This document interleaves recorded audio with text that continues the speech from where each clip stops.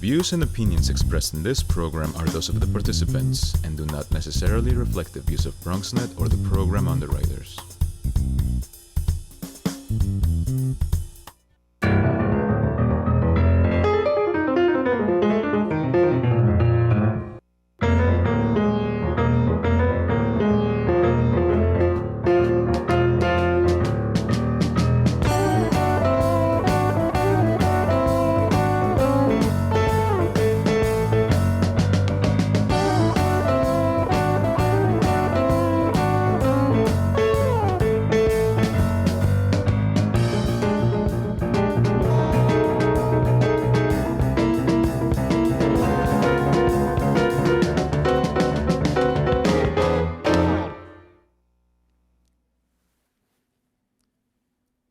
Good evening and welcome to Bronxtalk.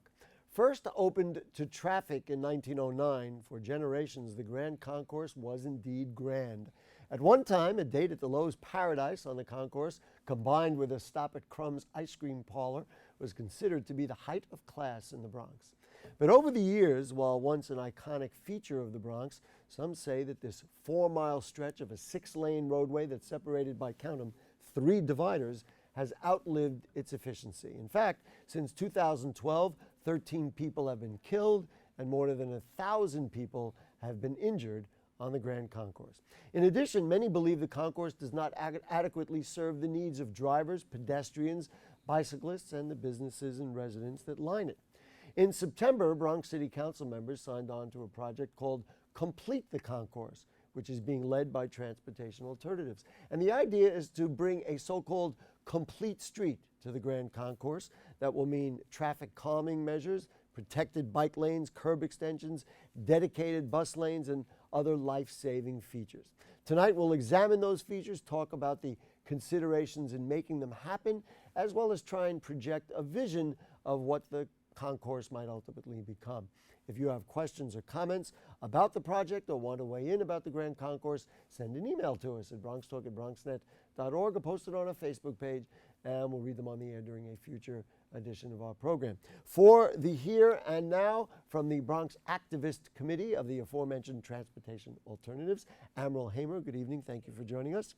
And the District Manager from Community Board 4 that hosts a large section of the Concourse, it's Paul Phillips. Nice to have you, sir. Thank you, Gary. Ms. Hamer, let's start with you. I guess for you in Transportation Alternatives, and before the show we were talking about your involvement and you're a bike rider over the years, this would be an exciting moment in time because it seems like, and we've done a number of shows on the Concourse over the years, after all this, we're finally getting some movement. Why don't you tell us what appears to be happening now at the Grand Concourse? Well, we are getting some movement. We have the support of Council Speaker Melissa Mark Vivito. Right? Yes, because as you know, below the concourse of 161st Street, we had nothing being planned for bike paths there at all. We do see now that they're actually putting in some pedestrian walkways in there. And above 161st Street, we actually see that they've actually put in some bike lanes along the sidewalk. I was actually on, we were talking again before the show, I was on the Concourse today, and I did notice as I parked my car, I guess, on the west side, and I had to walk to the east side of the Concourse, and I did notice there were actually pedestrian walkways as opposed to just at the corner in somewhat strategic places. Where are the projects at? Like, okay, you say, well, it appears they're doing this. Are these kind of arbitrary improvements, or is this part of a whole vision like the one I was just talking about to create a complete street? Well, I don't have the answer to that. Oh. I don't. I think that somewhat reveals a little bit. Yeah. But we can talk about what we've seen so far. Mm-hmm. I guess then it's time to turn to the district manager. I will tell you, one of the comments we got from a Facebook user when we posted that we were doing the show was, please make sure the community has input into the shape of it. What we just heard from Ms. Hamer would suggest that we're in fact not getting community input. Talk to me about what the community board is into as regards this project, and what stages and steps are going to be taking place. Sure. So as I understand it, so this is a DOT-led project mostly. So there are 4 planned and funded phases at this point. They've completed phase 1, which goes from East 161st Street to East 166th Street. They're currently in phase 2, and that's from East 166 all the way up to 171st Street, and that's about 65 to 70% complete. And then phase 3 is in the procurement phase, and that's slated to begin in the spring of 2017. And then phase 4, which goes from 175th all the way up to East Fordham Road, is in preliminary design and construction, and that's slated to begin in 2019. So that's kind of where they are in terms of the phases. Okay, and that would be each section Yes. one at a time. I guess my friends and neighbors who live north of Fordham Road would say, wait a minute, we go through Kingsbridge and Bedford Park and all the way to Marston Parkway. Is there discussion yet, or can we now vote on, let's do a 5th section of it, because there's no reason, seems to me no reason to stop at Fordham Road. I completely agree with you. Now again, I don't hold the purse strings, but I would have to assume that they've started those 4 phases I said, as I understand, are funded. And I have to assume that they are now working on design and funding for it to it would make sense to complete the entire stretch of the Grand Concourse. Do you have a sense of what the costs involved are? Because obviously that dictates a lot of this when the monies are available. I'm not 100% clear on the budget, and again, I think each phase is going to be a little bit different. One of the things that happens is I think they have a preliminary budget, but as you can imagine, like what they're doing is really digging up infrastructure. There in some places there's electrical. Part of the redesign includes them putting in all new lamp posts, so there's new lighting, all those kinds of things. So some of those things bring some additional challenges. Also, you have some timing issues in terms of when you can do things, if there are events and some other things. One of the things that came about as part of phase 2 is there's going to be a huge water main replacement. My understanding from the CCL, which is the construction liaison, they're not sure when that would happen, but so those are the kind of things that kind of pop up, and so you don't really know timing and budget wise. You start with X and then you move with Y. So. And I guess this all makes it somewhat complicated, and I mentioned it at the opening. There are 3 dividers, you have 6 lanes, you have every manner of humanity, because you have buses, there's a subway underneath it. We all know that that's the case. Yeah. You've got businesses. We were talking earlier about historic features. And then you say there are, of course, normal city infrastructures like water mains and things like that. Ms. Hamer, this was reported relatively widely in local media. How significant was that kind of unanimity of Bronx City Council members at the end of September? Like, that was a big moment for you. Talk to me about why that was big and what you expect to get, because I know you have some ideas that are not necessarily in what's happening right now. Yes, that was big because we actually have all the council members that are along the concourse. We have Vanessa Gibson, we have Andy Cohen, Richie Torres, Rafael Salamanca Jr., we also you have... You mentioned the speaker also, Melissa Mark Viverito, as the southernmost part of it. Correct, correct. So since we have all these council members on board, and during the last 2016, the borough president actually said that he was in favor of having bike infrastructure on the concourse. So, and in fact, and I have the notes on the letter that the council speaker wrote to the DOT, talking about studying bike lanes on the protected bike lanes from 138th to 158th Street. And so far, these plans that Mr. Phillips talked about did not include any bike infrastructure, right? Am I understanding that correctly? So in other words, they're doing some of the work. We like the idea because there are pedestrian walkways, but we're not getting those bicycle improvements. And can I say one quick thing? And it should be in place because last year we had a cyclist killed at 158 in the concourse. So there is a need. Well, we were again, just I'm giving you the inside. Before the show, we were talking, I bike sometimes on the concourse and other places in the Bronx. You, of course, are an enthusiastic bike rider. I find, especially if you do it, there's traffic everywhere. There's no protected bike lane. You were telling me about a monthly ride on the Concourse. Yes, we have a monthly ride every first Friday of the month that we actually ride from Lou Garrett Plaza all the way up to Which is Mashunu by Parkway. 161st Street Correct. and Yankee Stadium. Correct. All the And- way up to the Marshall Park. Correct. And back? and back. Okay. And what we actually do is we come out with our bells on our bikes and we count the double parked cars as we go along, cars that are actually parked in the bike lanes that they have right now. Well, now let me ask you about that. And we have some pictures of the Concourse. If they want to throw some pictures up, that'd be nice. But where do you ride in the? I guess it's the 4 center lanes or the 2 outer lanes. Where is The it? service I'd like lanes. a hint on Or where's a good place to What we'll say ride. is the service lane. The service lane. Okay. fair enough. Service lane You presently. use those. I'm guessing there are many people double park because of alternate side and everything else. I mean, that on some levels is another issue.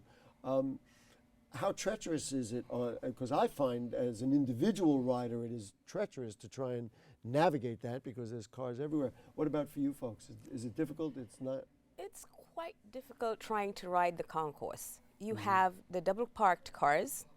You have the drivers who actually don't pay attention. They open their car doors and you're coming up the concourse and here comes a car door. Right. You We call that in the bike industry getting doored. getting doored. Yes, I'm sorry. There are so many obstacles as a cyclist just riding on the concourse. Well, I have to ask you this, and then we're going to bring Mr. Phillips back into the conversation about some of the things the community board might like to see. You know, on like 9th Avenue in Manhattan or in other places in Manhattan, in many cases, obviously they've done this. They put bike lanes down. Sometimes I go down there in my car and I see nobody riding the bikes, and yet you've condensed the traffic. You have many fewer parking spaces, so you have cars even more. I mean, they can't double park because they'd be in the middle of the street. And in many ways, it kind of impedes, I think, even access to some of the businesses along, you know, let's say Amsterdam Avenue or some of the other places. So I'd be concerned that bike lanes get in the way. You're going to disagree with Yes, me, which I is fine. Yes, I am. Because it doesn't impede. Because for businesses, it increases sales. Because now you have the cyclists coming out. You have people who are coming out to shop. You stop, you're going to the museum or you're going somewhere. You can ride your bike. So we just showed a picture there of people riding on the concourse on the sidewalk because there's no room on the street. So in terms of, you know, getting that, just the process of getting that kind of plan approved, what is that process? So it's a DOT project. So it's not, from the community board perspective, it's not a ULURP type project. So they typically will come to us with capital projects, and they will typically ask for a letter of support. This is not under that category? This is not under that category. So this is generally a letter of support. So I think what we've done is issued a letter of support for each phase. They've not come to us with I don't believe they've come to us with a full presentation on phase 3. That's to come, and I think we'll issue a That letter. was, if I get my numbers right, 171st to 175th. 175th Street. So, Okay. but again, it's still in progress. So, I mean, I certainly would hope to be able to have a dialogue about the design of some of that. I mean, one of the things from our perspective that has happened is that if you look at the first phase, you'll see lots of street trees and plantings. You'll also see some beautiful flowers. As you move north, they're doing less planting and they're doing more sort of paving and concrete, which I don't particularly love, and I think, you know, residents particularly love. As you know, we've got high asthma rates, and I think one of the things is that this is a huge safety improvement project, which is great, and I think bringing things like bike lanes is huge. I think we hear a lot about people wanting to cycle in the Bronx, and to your point, it's dangerous, like who wants to do it, so giving protected bike lanes is important, but also this is the Grand Concourse. Let's make it grand, let's make it beautiful. So one of the things that I talked a lot about is getting more plantings and more trees and getting that that maintenance piece of that as a part of this overall project, which I think is important. Well, what you have said, unfortunately, seems to feed into what that Facebook user said, that they were concerned that, you know, whatever's done should be done in coordination with, you know, Bronx communities. And of course, in your district, there is a lot of discussion about Jerome Avenue. And I'm just going to make my statement that it would be nice if all of those things would be coordinated because there is going to be a transportation initiative that's going to be necessary to be looked at for Jerome Avenue. It would be nice if that could be coordinated with a vision of the concourse. Sounds like we're not quite there. Or I don't want to make a judgment. I don't know if we're not quite there. I think there's been a lot of progress from the city's perspective in terms of doing better coordination. Now, is anything perfect? Absolutely not. We can always do better, but I think there's been a big push, I think, on the mayor's office to really do much more holistic looking at planning of things, so not just including density, but really looking at these neighborhoods and thinking about what they need. Now, obviously, it remains to be seen how all that comes together because we're not quite at the end of Jerome or anything else, but I'm hopeful that we can, kind of look holistically, not just about the study area, which is the spine, but sort of the broader area, and really think about long-term what are the needs for these neighborhoods for all the residents. What I want to do, we have a map that was provided by Transportation Alternatives. It's not great for visual on TV, but if we could put that map up there, and it'll just give people an idea of the number of accidents that we've had, and you can see along that orange stripe there are accidents all the way up. I mean, there's barely a place in the concourse where we have not had accidents. What changes do you recommend that would stop accidents, traffic accidents? Well, we don't. I mean, I realize more bicycles is one thing. Gary, one thing at Transportation Alternatives, we don't use the word accidents. Oh. We say crashes. Oh, okay. I've now been admonished. Consider me admonished. we say Okay, crashes. crashes, okay. So one of the things we are looking at is that we have protected bike lanes. We're looking for the curb sides to be extended. Mm-hmm. So this way we have pedestrians have access to an extended curbway, bikers have a protected bike lane. I mean, in the plans that we're looking at, they're talking about a protected bike lane. We want something that the other boroughs have. We have Queens Boulevard. Why can't we have that? What happened at Queens Boulevard Queens that you're Boulevard, referring to? they actually have the protected bike lane. That infrastructure was actually put in place on Queens Boulevard. We would like something similar implemented on the Grand Concourse. You know, logic would dictate, of course, if you have protected bike lanes, then you're going to make, the roadways for cars smaller. If you're concerned about double parking and, all those other things, are we going to make it more congested for traffic? And then people who use it as a thoroughfare, even an alternative to the backed up Deegan, is that going to be a problem? It should not be a problem once we have enforcement. Enforcement of the police department enforcing traffic. Double parking, I think. Oh, those kinds of yeah, things. so I think Yes, she's so absolutely right. I think enforcement is a huge issue. The double parking, the Grand Concourse is one issue, but double parking in general, I think if you have better enforcement, then it clears up those bottlenecks, so it allows bikers to be able to use the protected bike lanes and vehicles to be able to move relatively easily north and south along the concourse. Ms. Hamer, so we talked about council members having input, which is really an excellent thing that they, that they would support it, because it gives you the potential of accessing some funding. Do you have a sense of, what your vision would cost? We don't have, or I don't have the answer to how much it would cost. Right. We're really in the visioning I don't stage. think it has to do with cost, Gary. I think it more has to do with health, because we're at number 62 in health stats. Right. So It you has want to to simply do- encourage bike riding. It has to do with street safety. Right. We want to keep people safe. We want to keep people safe. Oh, I want to show, there are two photographs also that they provided, kind of a before and after, and one is a look at what the concourse looks like today. So if we could put that up, this is what it looks like today, and I guess is that about 149th Street? I can see the old post office, which is not going to be a post office anymore, or at least the building is going to be used for something else. And then let's see what the vision of trans.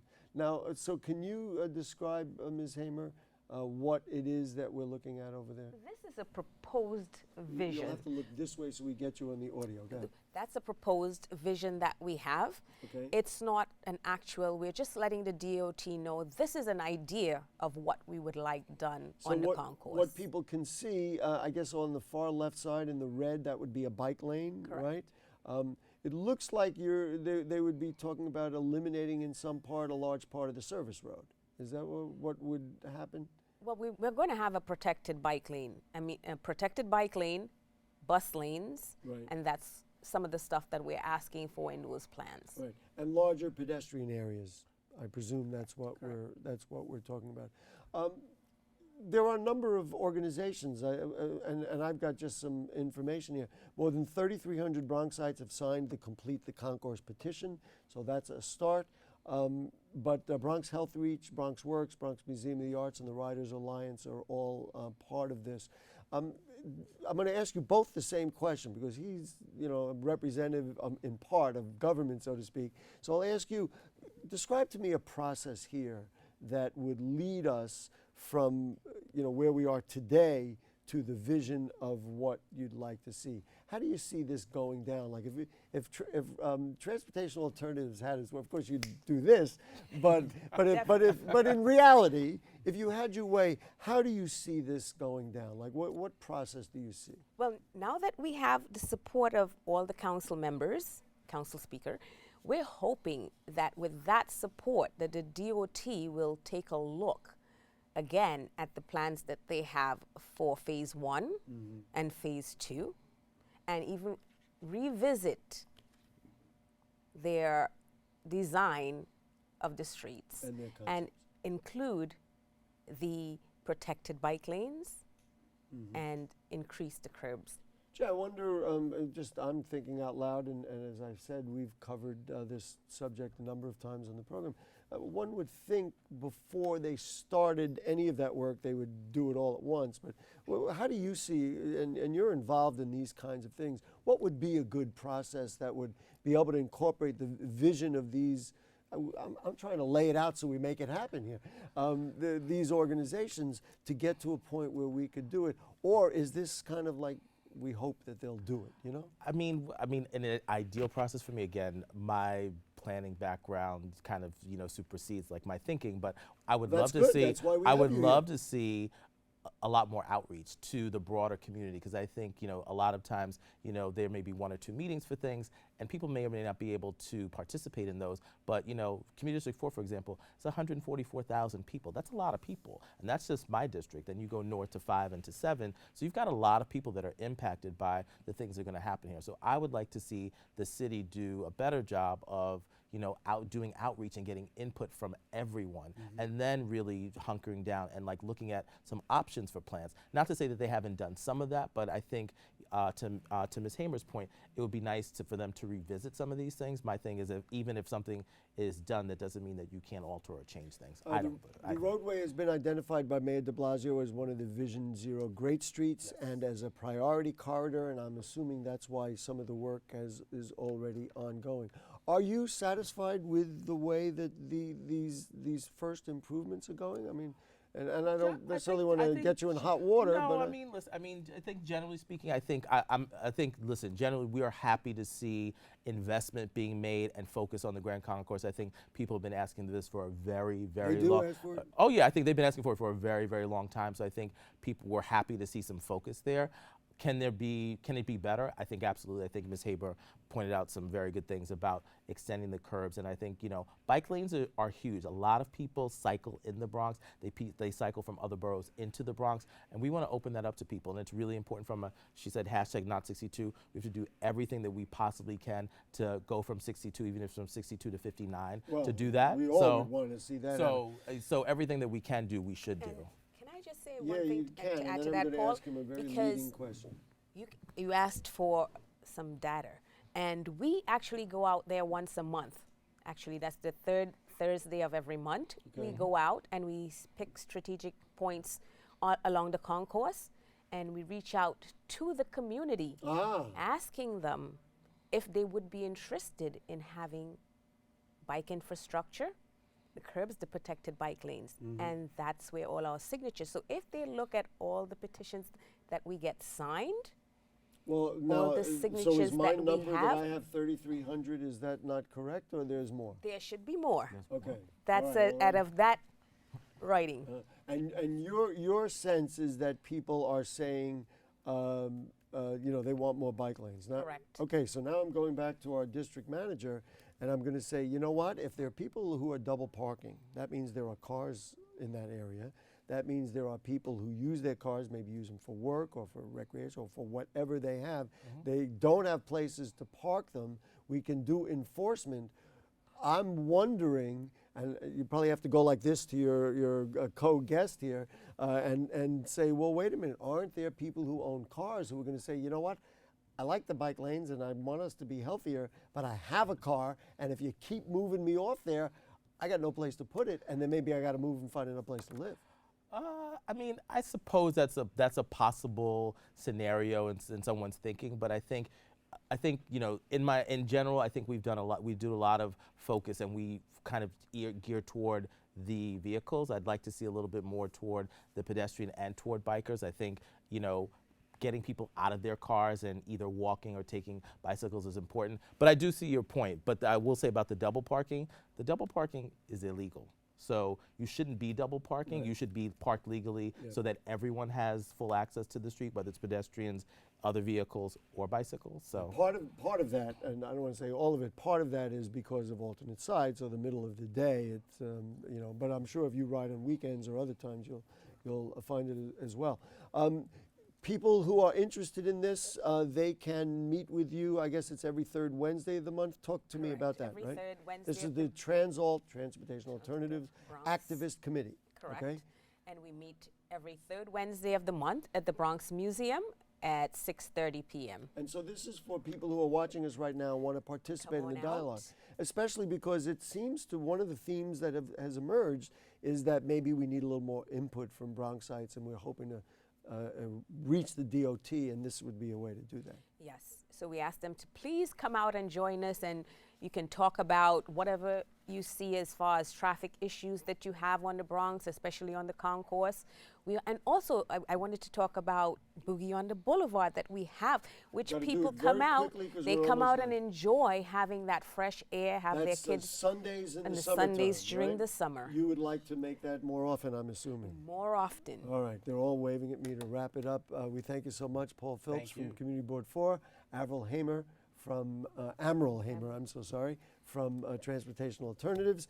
And folks, if you have further questions or comments on anything you heard on tonight's show or anything going on in the Bronx, then email them to us at bronxtalk@bronxnet.org or put them on our Facebook page, and we'll read them on the air during a future edition of our program. We ask you to like Bronx Talk on Facebook, and you can check out our archives at bronxnet.org. You'll find Bronx Talk on the lower right navigation bar.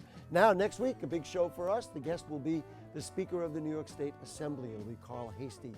He will be here. That promises to be an important show. We thank our director is Brianna, producer is Jayla, production supervisor is Michael, and we will see you next week.